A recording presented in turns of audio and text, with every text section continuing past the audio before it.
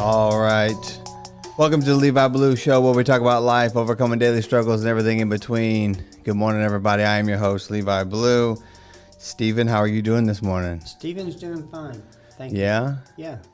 We have a guest this morning. We have Jim Rutherford here with us. Yeah. Jim, how you doing this morning? I'm doing very well. Glad to be here. Amen. Excited about it. Yeah. We're excited for you to be here, Jim. I think it's you have a lot of wisdom, someone I look to and talk to on a daily basis. So, Stephen, real quick, how's your week been so far?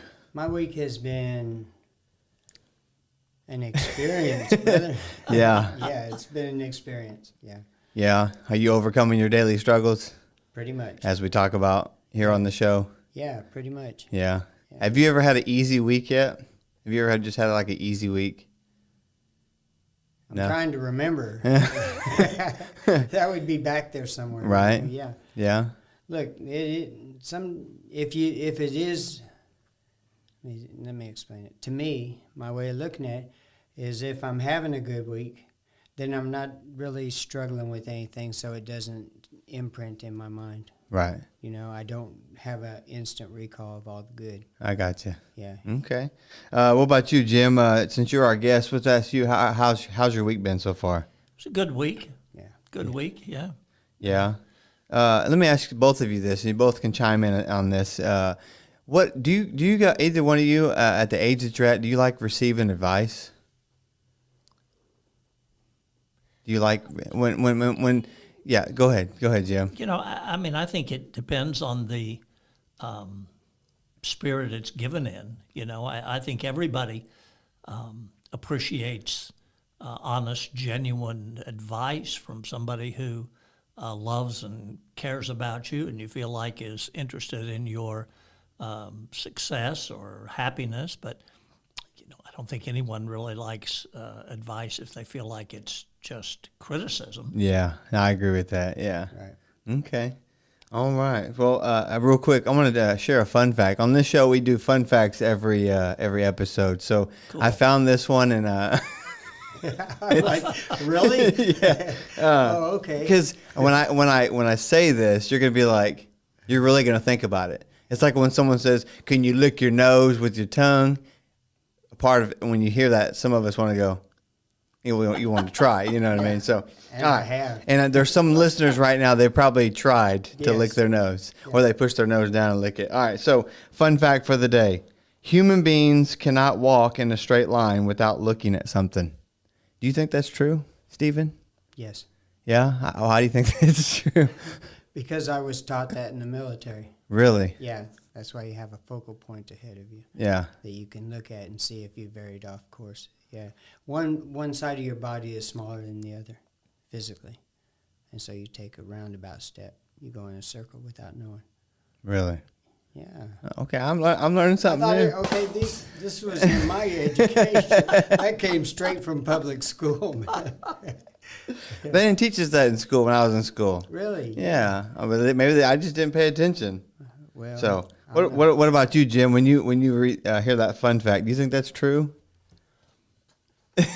You know, I don't know. I've never really thought about it before. I didn't either. I was trying to imagine closing my eyes and trying to walk. That's what I did. In a straight line. Yeah. But I don't think you could do that for a very long time. Right. Might be able to take a few steps in a straight line, but I don't know. What Stephen said makes sense. It seems like to me.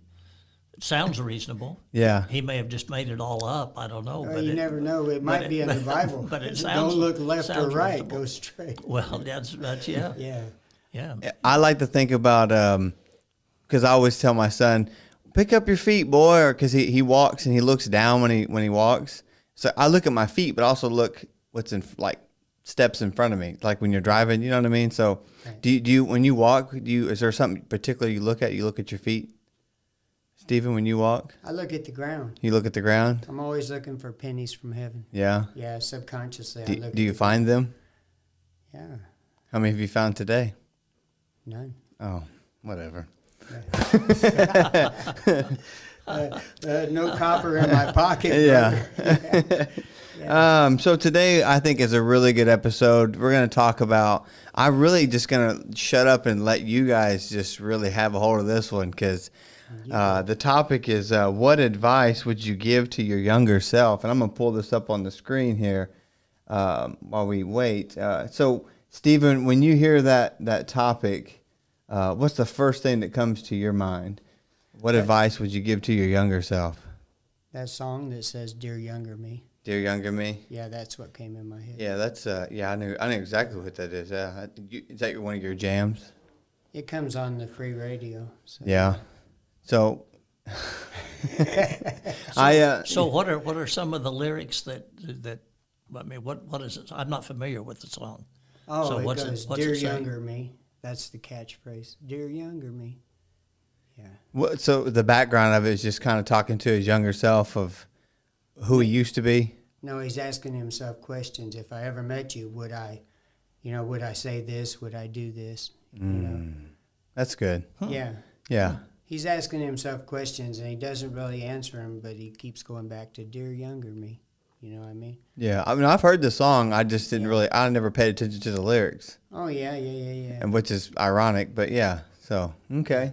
Well, I pulled up. I have my screen here. If you guys want to look here, so this is some of the things that I would give to myself. Number one, I put pay attention.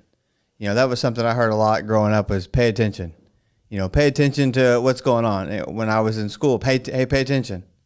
But as I was growing up, that's what I began to do. I began to pay attention. And another one here is, if I could talk to my younger self, I'd say God is about to change your life.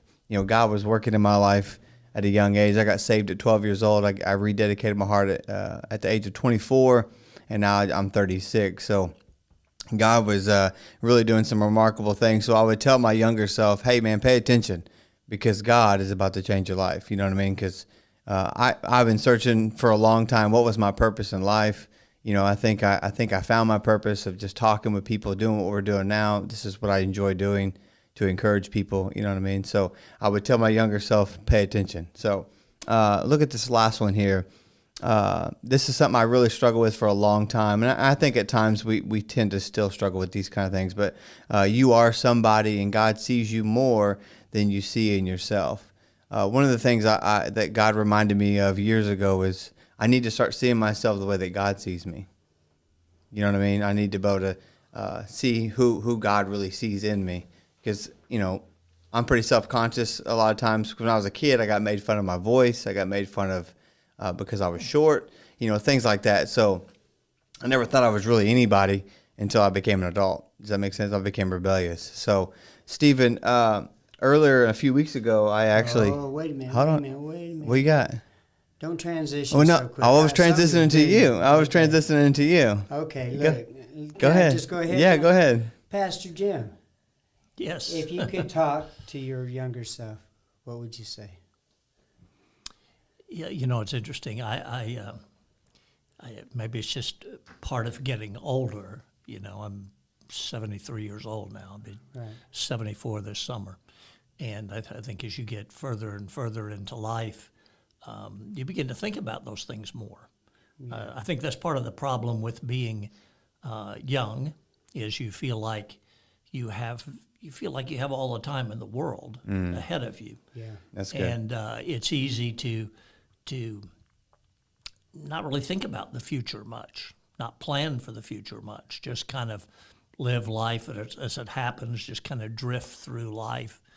And if I could say one thing, if I go back and tell my younger self one thing, it would be to live life on purpose. That's good. That includes having a plan for your life. I mean, hopefully that coincides with God's plan for your life. Hopefully you're, are seeking to discover that and building your life around that. But you ought to have a plan for your life, not just the present, but the future, and a plan. I mean, we're all going to get older. We're all going to be in the same spot someday.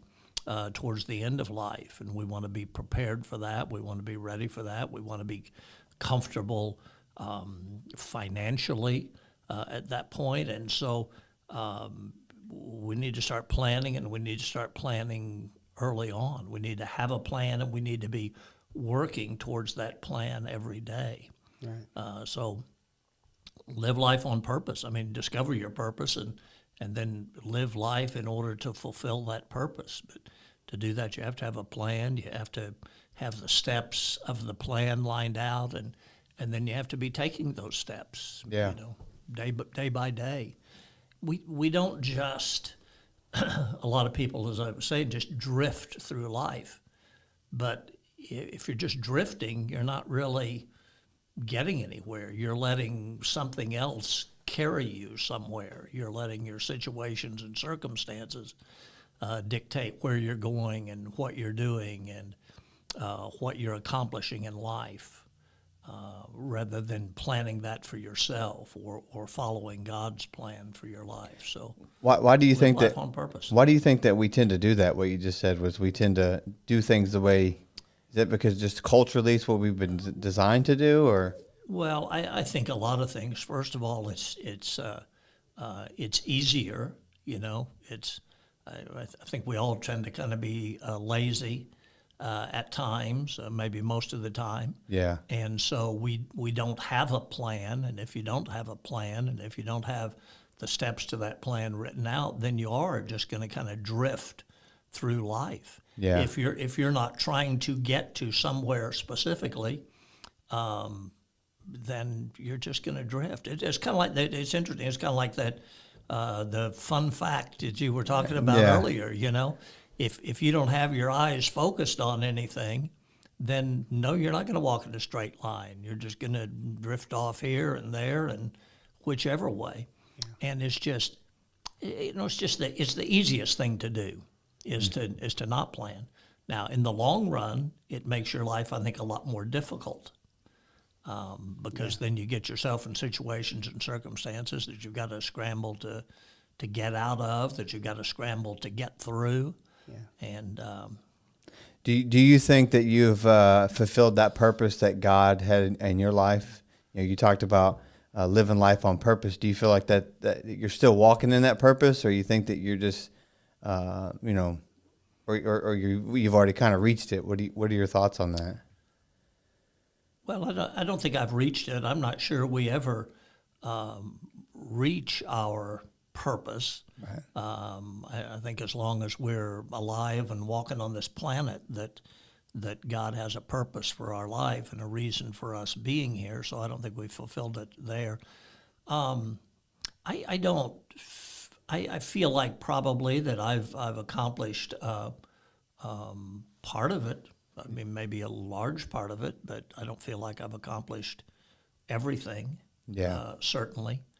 But there's a lot of areas in my life that I can look back on and say, man, if when I was 20 years old, I'd started doing this, or I'd started doing that, or I'd focused on this, my life would be dramatically different. And yeah. Let me ask you this, since we're talking about what we're talking about, would you change anything that you've ever been through in your life? That's a really hard,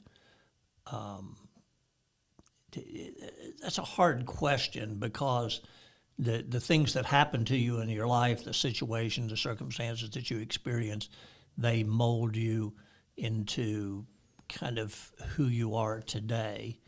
And I'm generally pretty pleased with who I am, with who I have turned out to be, with my situation,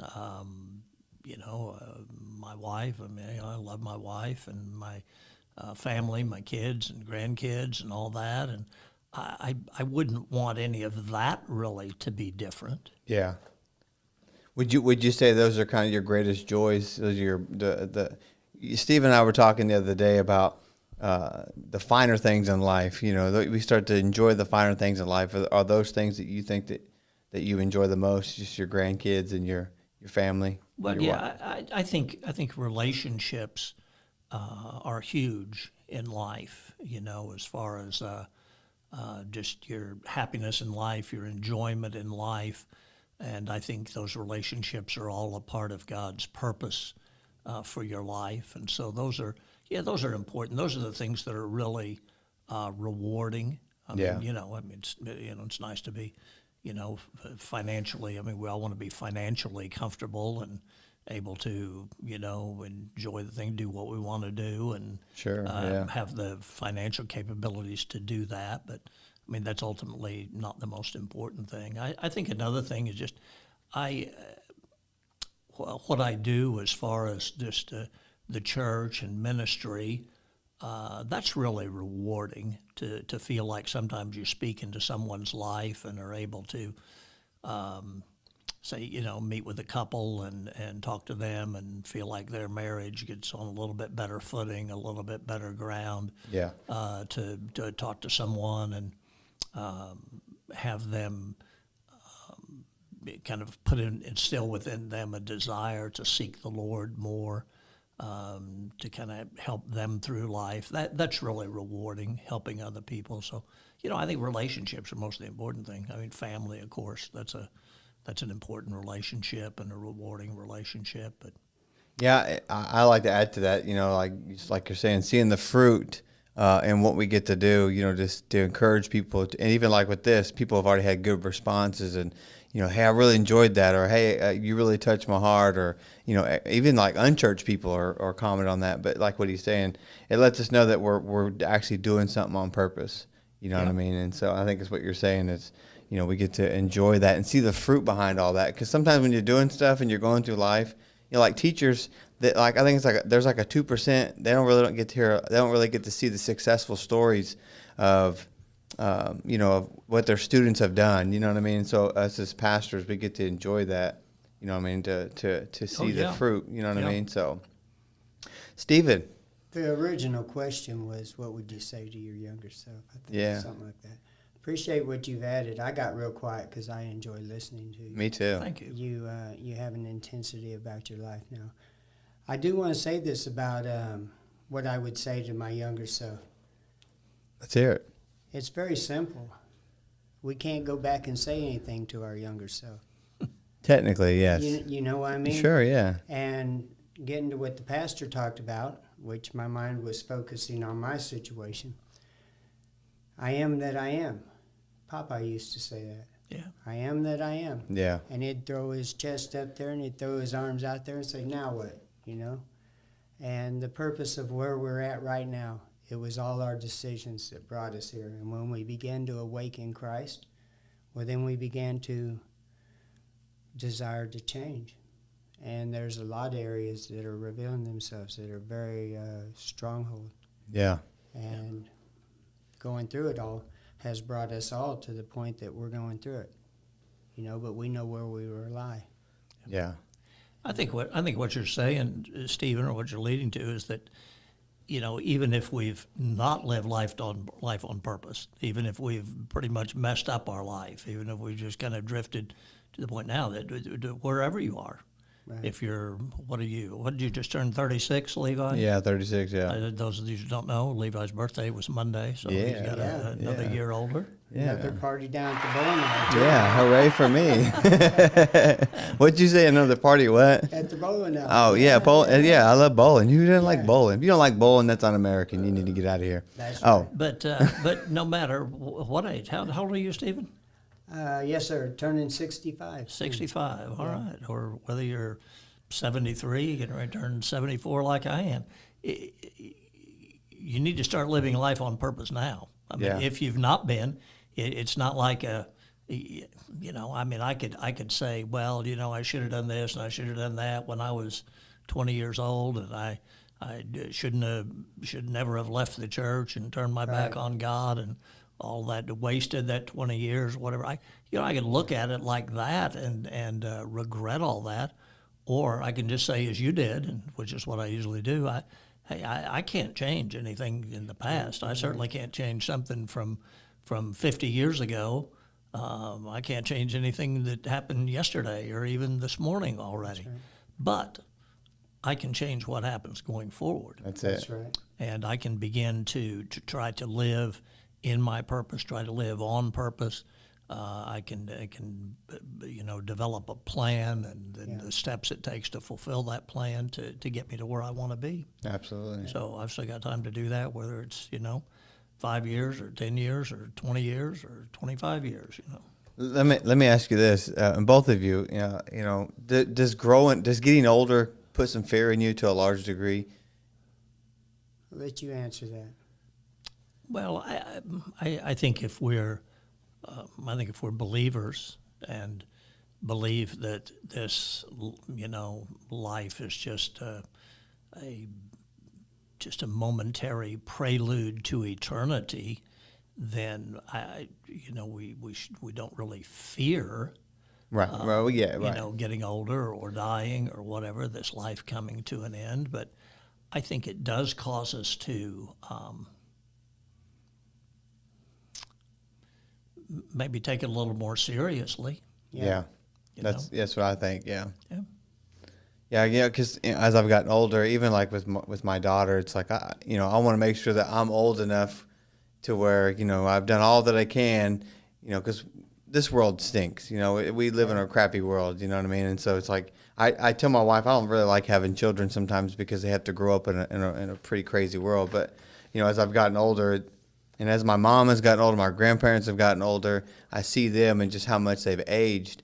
But, I also am encouraged, like Jim said, as a believer that, this world's fading away anyways. And I was meant to be in heaven anyways, to live forever with my Creator. So, but I think sometimes, like Jim said, we got to live it seriously, start taking it seriously. You know what I mean? So I agree. Yeah. Yeah, take everything seriously, even to the point that you don't understand everything. You know what I mean? Yeah. But take it all seriously. Every thought becomes a sin, possibly, And then what degree of heaven will I be? Here's my struggle. Okay, I know I'm going to die in this physical world. But will my consciousness go on in heaven so I'm not just stuck in that awe? I want to be able to move around and visit and well, of course, I think so. Have a consciousness beyond this physical conception of this world. Right. Yeah. Where you can have a relationship with people for eternity. Yeah. Yeah. Yeah. That's good. Oh, that's just, because yes, we do suffer from dying in this world, the fleshly body passing away. Yeah. You never know when. It's the biggest what if, where if. You can put all the 5 W's on it, Well, if you think about it just physically, once we get to be about, 18, 20 or so, then it's, our bodies are basically, we are dying. After that, we're moving towards death. We grow to a point, and then that hill that we start down towards the end of life, that starts pretty early on in life. That's why I like the Jesus concept. You know what I mean? I'm going. You know. Look, if there's nothing else, there's a small corner they'll let me sit in for a while. You know what I mean? Well, the Jesus concept that's what keeps me going. You know what I mean? That's like I used to always say about it's not about getting by, it's about getting through. You know what I mean? He's what gets me through. You know what I mean? So I have some scriptures I want to look at here, and you guys can chime in of what you think of these scriptures. It's in Ecclesiastes 11:9 through 10. I put them backwards on purpose, but this would be Solomon. He talks about young people. It's wonderful to be young.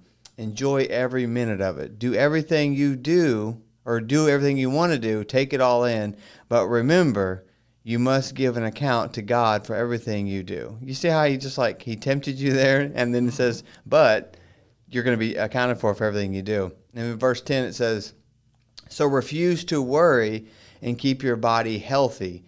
But remember that youth with a whole life before you is meaningless. What do you think he meant by that? It's meaningless. Solomon talked about that a lot, about a lot of things were meaningless. You know what I mean? Like, what do you think he's talking about when he says everything's meaningless, with life? Anybody got a thought for that? I'm waiting to see what he's going to say. Yeah. Well, Solomon was a guy who had experienced, he set out to experience every earthly pleasure Right. in life. He was probably the wealthiest man who ever lived. I mean, based on the value of money then Correct, to yeah. now. He had, 300 wives and Concubines. 600 concubines. Yeah. And, that's almost 1,000 women he was dealing with. He had that, beautiful palace, built the temple. But and part of this was in response to that he's writing is just, hey, I've tried everything in life, every pleasure in life, and what he's saying is, none of that really matters. Right. Yeah. Absolutely. Because I think he was thinking of of eternity. That everything in this life, it's a hard concept for us. Everything in this life will pass away. Yeah. It's not eternal. And so the pleasures that we experience here in that sense are meaningless. Yeah. Absolutely. Stephen, you got a thought on that before I go to the next verse? No, that was pretty deep. It Thank was you, sir. good. Yeah. Well, he is a pastor, Well, So I mixed these up on purpose. I put 7 and 8 afterwards. But Ecclesiastes 7 through 8 says, "Light is sweet. How pleasant to see a new day dawning." Just stop right there for a second. Every day is a blessing.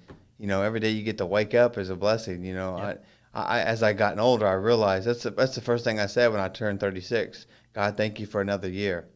I have buddies that were. I had a buddy. We was in for our freshman year of high school. He had an overdose. He was 14 years old. You know what I mean? So, Yep. and I'm 36. So, and he would be, if he was still alive, he'd be 37. Wow. You know what I mean? So, just to be able to enjoy life is a blessing. My brothers have had friends that have been murdered. You know what I mean? And they were 19 years old, 20 years old, and so every year, every day is a blessing to wake up. So, Yeah. I think Solomon bringing that up, is such a wonderful thing. Verse 8 says, "When people live to be very old, let them rejoice in every day of their life.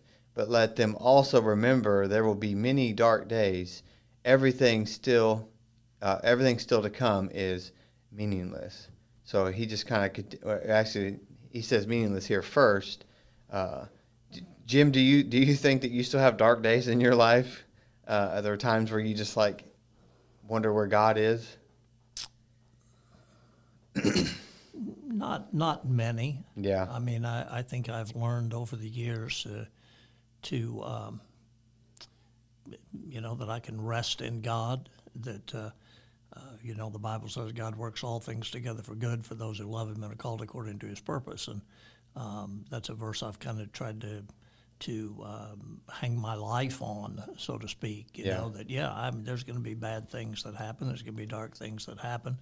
But if you believe that verse, that promise of God that He's working everything for good on your behalf, because I do love Him, because I do feel like I'm called according to His purpose, then I know that I'm going to get through it and that it's going to be good. Yeah. Regardless of how it looks now, regardless of even though now it looks like it couldn't possibly be good. Right. Part of it comes with experience. I mean, you get older. I think I was talking yesterday about teen suicide and how tragic that is, that a kid that's 13, 14, 15, 16 would get to the point where they just don't feel like they can go on, that their life will never get any better, and that the best thing they could do would just be to check out. How tragic that is. But as you get older, when you get as old as I am, there have been a lot of bad things that have happened in your life. And one of the things is you always kind of get through them, and life does get better, no matter how bad they may seem at the moment or how much you think this will never change. It does change, and it does get better. Yeah. You have a different perspective. Oh, that's good. That's good. Do you? Well, let me say this first. Let me go to this scripture here. So I found Titus. This is the Apostle Paul. He's talking to Titus. Do you feel like in your life, before I read this, do you feel like you have a Titus in your life that you're trying to encourage and uplift? Do you have a Titus in your life? Somebody you can pour into, or you feel like you are Titus and someone's pouring into you? Hey, yes. Hey, look, man. Before we move on, we was talking about this, the darkness before the light and Yeah. all that, And I had this image of something I'd seen on a map or somewhere, just a illustration. But it showed one of these mighty men with the world on his back and his arms all stretched out with muscles, and he's carrying the whole world on his Yeah, back. I've seen that. Yeah. But when I look back at where is God, I always see that whole burden just rolling over me at those times when I truly, truly submit everything to God and say, man, thank you. You know what I mean? Because it says you should rejoice in everything, Yeah. Sometimes the best you can do is just, oh, thank you. I see now that you're here. Yeah. Yeah. No, that's good. I don't know why I that's wanted real. to share that, but that's how I saw it, I like to think about when darkness approaches us, it's usually at bay. It can't touch us, but it barks at us. Yeah. It's like a dog on a chain. It just kind of gets as close as it can, and it barks. Yeah. And that's just really all it does. What's that scripture it talks about? No weapon formed against me shall prosper. Right. Yes. You know what I mean? I think about that. I just begin to pray, God, you said in your word, no weapon formed against me shall prosper in the name of Jesus. You know what I mean? So just stand strong on, darkness is going to come, but the light really keeps it at bay, because what does the light do? It exposes. Yeah. You know what I mean? So let's look at the scripture here in Titus. It says, in the same way, and this is the Apostle Paul talking to Titus, in the same way, encourage the young men to live wisely, and you yourselves must be the example to them by doing good works in every kind. Let everything you do reflect the integrity and seriousness of your teaching. Teach the truth so that your teaching can't be criticized. Then those who oppose you will be ashamed and have nothing bad to say about you. Can you honestly say, Jim, in your 73 years, that you had some mentors in your life that were there to encourage you and uplift you? Do you feel like you had those people? Yeah, absolutely. Yeah. Absolutely. Yeah. I just even start out, like all of us, I think maybe, or, my dad was a great mentor in my life. And I learned a lot about, of course, he was a pastor, as I said earlier. So I learned a lot about the church, and I learned a lot about preaching, and I learned a lot about dealing with people from my dad. My mother, she was also a mentor. She was very kind, very sweet, very gracious to people, and I'm thankful. I feel like I've got a lot of that in my life too. So I can look back now and see a lot of my dad's characteristics, a lot of my mother's characteristics, but then there have been people all through my life that have spoken into my life and brought things into my life. Maybe not so much now. At this point, it seems like most of the people that were real mentors in my life have gone on, and I'll see them again, but they're not here right now. But I still think about them a lot. I still think about my mom and my dad. I had an uncle that was a pastor that's passed on, and I felt like he was, even though we were not real close and didn't see each other a whole lot, I felt like I really learned a lot from him as well. And even my grandfather, just more things that I know about him rather than things I remember about him, things I've been told about him. But all of that. That's good. Sure. Yeah. What about you, Stephen? Did you have anybody in your life that kind of helped you mold you into who you are today? Do you have that person, or do you have that person now? What does that look like for you? There's a lot of people influencing my life. Yeah. I've become aware of that. Yeah. And almost everybody brings something to the table that filters into who I think I am by my reaction. That's good. Yeah, everybody. There's an old philosophy statement or something that says man should learn from everybody he meets. And I don't always do that, but you know what I mean? Yeah. Well, I like to think about when people try to criticize or say something to me, I just, like you said, that word filter. I filter, okay, is this good for me or is this bad for me? Yeah. You know what I mean?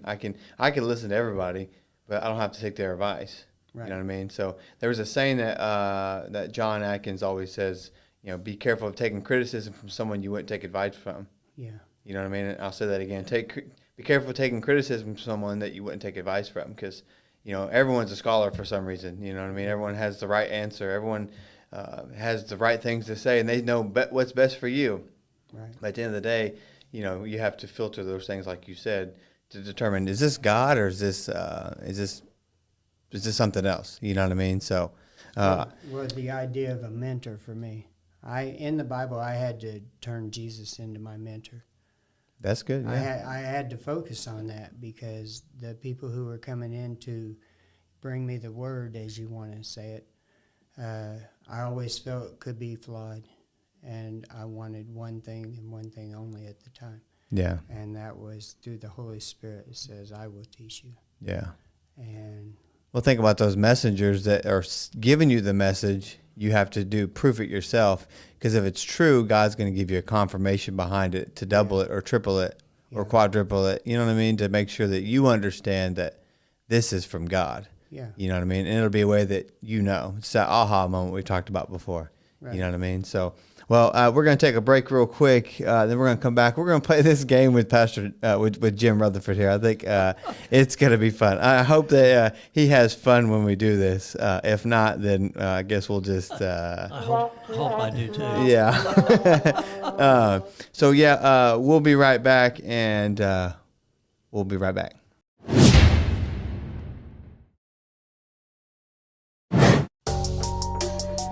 All right, and we're back. Stephen, did you enjoy that break? I always enjoy my breaks. Yeah. Are they long enough for you? I don't measure them that way. I'm all about content. Yeah, I hear you. Yeah. That was a good first segment. I think we had some really good mic drops. I wish that's what we need to do. We need to find like a sound bite that has like a mic drop. Like, what would that sound like? A mic dropping. Would it be like? Could be. Basically, Yeah. just be. Because we have, this is my favorite one, but no one said anything. Like, I didn't even want to do it today, because Jim had us on our toes. Like, we were like on the edge of our seats listening, this is wisdom here. You better pay attention. Yeah, the whole point, we brought some wisdom into it. We did. Yeah. Pay attention. Yes. So with Jim's wisdom, we're going to play this game. It's called Rapid Fire. Actually, no, he's doing Would You Rather. But it's kind of rapid. Well, yeah, but this is going to be funny, because he has to pick between two different ones. So, Jim, are you ready for this? Oh, I see what you're talking about. I finally read it. I'm pretty sure I'm not ready, but let's go. Yeah, that's the Would You Rather. Okay. Yeah, and you can't answer or. Or doesn't count. Because when I would do this with the youth, they'd say, or. No, you can't pick or. You got to pick one.